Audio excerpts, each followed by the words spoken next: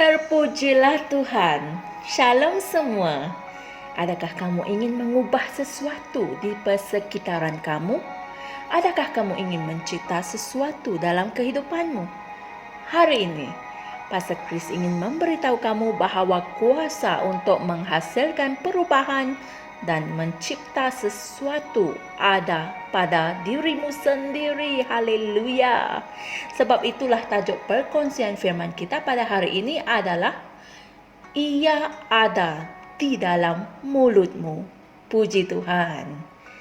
Ayat Injil pembukaan kita dipetik dari Kolose 1 ayat 12 hingga 13 yang berkata, mengucap syukur kepada Bapa yang telah membebaskan kita dari kuasa kegelapan dan telah memindahkan kita ke dalam kerajaan anaknya yang dikasihi.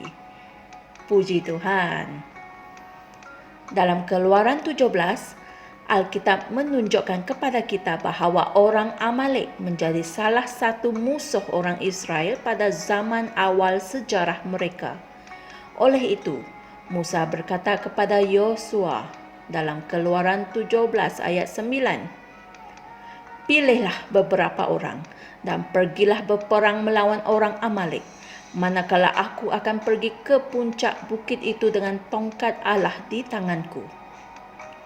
Keluaran 17 ayat 10 mengatakan, lalu Yosua melakukan seperti yang dikatakan Musa kepadanya dan berperang melawan orang Amalek.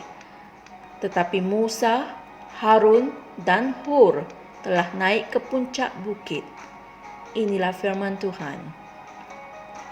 Ketika pertempuran sedang berlangsung, Harun dan Hur memperhatikan bahawa setiap kali Musa mengangkat tangannya, orang Israel menang. Dan apabila dia menurunkan tangannya, orang Amalek menang. Alkitab mengatakan bahawa mereka mengambil sebuah batu dan meletakkan batu itu di bawahnya dan duduklah dia di atasnya. Lalu Harun dan Hur menopang kedua-dua belah tangannya, seorang di sisi yang satu, seorang di sisi yang lain. Maka kedua-dua tangannya tetap terangkat sampai matahari terbenam. Dan hal ini tertulis dalam Keluaran 17 ayat 12. Haleluya. Kesan daripada itu, Yosua yang memimpin tentera Israel mengalahkan Amalek. Seperti yang tertulis dalam Keluaran 17 ayat 13. Dan Yosua mengalahkan Amalek dan rakyatnya dengan mata pedang. Haleluya. Tetapi peperangan itu telah dimenangi dari puncak bukit melalui pengangkatan tangan Musa. Oleh itu, mereka telah mengawal perkara-perkara di bumi dari alam rohani. Haleluya. Dalam peristiwa yang sebelum ini, ketika orang Israel dikejar oleh orang Mesir tiba di hadapan Laut Merah, Tuhan telah berfirman kepada Musa dalam Keluaran 14 ayat 26. Hulurkanlah tanganmu ke atas laut dan belahlah airnya. Inilah firman Tuhan. Tetapi pada zaman Yosua, wahyu itu menjadi maju. Ia tentang setiap tempat yang akan dijejaki oleh tapak kaki mereka. Yosua 1 ayat 3 yang berkata, setiap tempat yang akan dijejaki oleh tapak kakimu, aku telah memberikannya kepadamu, seperti yang telah aku katakan kepada Musa. Inilah firman Tuhan. Sebab itulah ketika tiba masanya mereka menyeberangi sungai Yordan, Yosua tidak perlu menghulurkan tangannya ke atas sungai Yordan. Alkitab mengatakan sejurus kaki para imam yang mengusung tabut itu mencelupkan kakinya ke dalam air di tepi sungai itu. Sungai Yordan itu sebab sampai meluap sepanjang tepinya selama musim menuai. Maka berhentilah air itu mengalir, terputus sama sekali. Lalu menyeberangilah bangsa itu yang bertentangan dengan kota Yeriko. Dan para imam yang mengusung tabut perjanjian Tuhan itu tetap berdiri di tanah yang kering di tengah-tengah sungai Yordan, sementara seluruh bangsa Israel menyeberang di tanah yang kering sampai seluruh bangsa itu selesai menyeberangi sungai Yordan. Haleluya. Seperti yang tertulis dalam Yosua 3 ayat 15 hingga 17. Terpujilah Tuhan. Pada zaman kita pula, wahyu itu menjadi lebih maju. Kita hanya perlu berbicara dari mana sahaja kita berada dan kuasa Tuhan akan diaktifkan untuk menghasilkan sesuatu yang luar biasa di mana sahaja di dunia. Puji Tuhan. Kuasa itu ada di dalam mulutmu. Saya ulang sekali lagi. Kuasa itu ada di dalam mulutmu. Amin. Firman itu ada di dalam mulut kamu. Kekuasaan itu ada di dalam mulut kamu. Dengan nama Tuhan Yesus Kristus yang terpuji. Haleluya. Kita tidak perlu mendaki gunung seperti Musa. Kita sudah pun berada di puncak bukit Tuhan. Kita telah dilahirkan di sana. Kerana Alkitab mengatakan bahawa kita telah tiba di bukit Sion. Seperti yang tertulis dalam Ibrani 12 ayat 22. Puji Tuhan selama-lamanya. Haleluya. Saudara-saudari sekalian, mari kita sama-sama membuat pengakuan ini. Dengan mulutku, aku mengemudi kehidupanku ke arah jalan Tuhan untukku, dalam kemakmuran, dalam kesejahteraan, dan kelimpahan. Aku menolak kegagalan, kemiskinan, penyakit, dan segala sesuatu yang berasal dari kegelapan.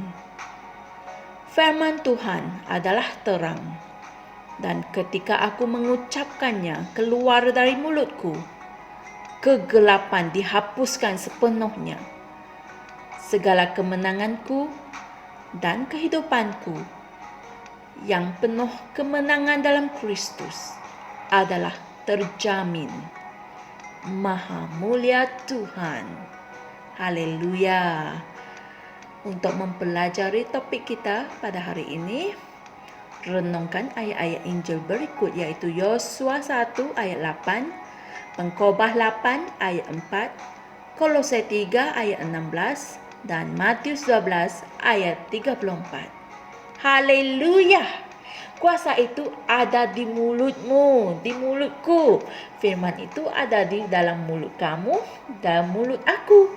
Kekuasaan itu ada di dalam mulut kamu dan mulut aku. Dengan nama Tuhan Yesus Kristus yang terpuji. Haleluya.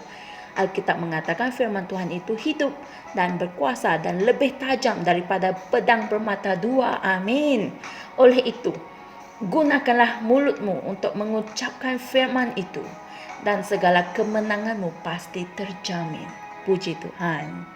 Jumpa lagi esok dan Tuhan berkati. Shalom. Kami percaya saudara-saudari semua telah diberkati dengan perkongsian firman dari Rhapsody Reality. Bagi sesiapa yang ingin menjadikan Yesus Kristus sebagai Tuhan dalam kehidupanmu, kamu boleh mengucapkan doa ini bersama dengan saya. Ya Tuhan Allah, aku mempercayai Yesus Kristus, Anak Allah yang hidup dengan sepenuh hatiku. Aku percaya Dia telah mati untukku dan Allah telah membangkitkan Dia dari kematian.